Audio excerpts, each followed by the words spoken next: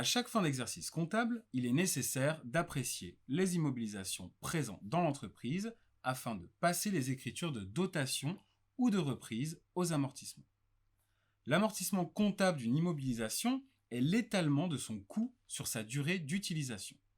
L'amortissement permet aux entreprises qui achètent des biens immobilisables, tels que les matériels industriels, les ordinateurs, d'étaler la charge sur plusieurs années, correspondant à sa durée d'utilisation. Pour rappel, le montant initial de l'investissement doit être supérieur à 500 euros. Sinon, ce n'est pas une immobilisation, mais une charge. Il est impossible de passer des écritures d'amortissement sur des biens non immobilisés. C'est le cas, par exemple, d'une agrafeuse qui sera enregistrée dans le compte 60-225 fourniture de bureau. À quoi sert l'amortissement ? Lorsqu'une société acquiert un bien, elle comptabilise l'achat dans un compte d'immobilisation, compte de classe 2. Ainsi, un ordinateur sera enregistré au débit du compte 2183, matériel de bureau et matériel informatique. Ce compte figure à l'actif du bilan. Cependant, le bien va perdre de sa valeur au cours de sa durée d'utilisation, notamment à cause de l'usure et de l'obsolescence. Les amortissements servent donc à retranscrire cette perte de valeur comptable dans les documents de synthèse. Le bien immobilisé apparaissant dans ces derniers pour sa juste valeur, car les dotations font diminuer les valeurs des éléments d'actifs. En fin d'exercice comptable, la société passe une écriture de dotation aux amortissements, diminuant la valeur du compte d'immobilisation, classe 2, et augmentant le compte de charge correspondant à l'amortissement du bien. Compte de classe 6, 681, dotation aux amortissements et aux provisions, charge d'exploitation, figurant dans le compte de résultat. Pour calculer l'amortissement, la base à prendre en compte est la valeur brute de l'immobilisation, c'est-à-dire la valeur d'achat hors taxe, en tenant compte des frais afférents à l'achat, tels que les frais de transport, de mise en service, après déduction de sa valeur résiduelle.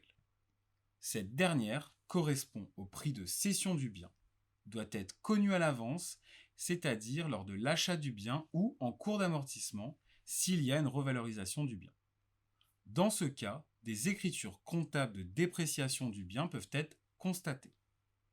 La durée de l'amortissement correspond au temps d'utilisation moyen du bien dans la société. Afin de pouvoir amortir un bien, il faut pouvoir déterminer sa durée d'utilisation. L'administration définit également la durée de vie de certains biens. Voici la liste de durées d'amortissement admises. 20 ans pour un bâtiment, 10 ans pour un matériel ou un mobilier, 5 à 10 ans pour un outillage, 5 à 10 ans pour un matériel de bureau, 4 à 5 ans pour un matériel de transport automobile.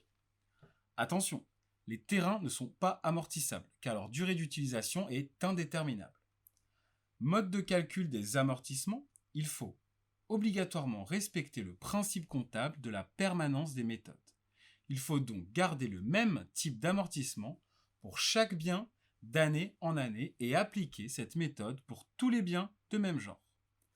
Pour rappel, le changement de méthode doit être justifié dans l'annexe des documents de synthèse. Il existe deux types d'amortissement. L'amortissement économique, enregistré en comptabilité, qu'on distingue deux modes de calcul. L'amortissement linéaire, dont le montant de l'amortissement sera identique sur toute la durée d'amortissement du bien, il peut être utilisé en comptabilité et il est reconnu en fiscalité car c'est le régime de droit commun. L'amortissement dégressif, dont le montant de l'amortissement sera le plus important les premières années d'utilisation. Ce type d'amortissement est accepté en fiscalité sous certaines conditions. Cette méthode a tendance à favoriser les investissements. Deuxième type, l'amortissement dérogatoire, qui est uniquement d'ordre fiscal. Il permet d'optimiser le résultat fiscal d'une entreprise en enregistrant des amortissements fiscaux. Ce type d'amortissement est optionnel. Il correspond à la différence de l'amortissement économique et de l'amortissement fiscal autorisé et adopté par l'entreprise. En fin d'exercice comptable, il faut passer les écritures de dotation aux amortissements pour toutes les immobilisations.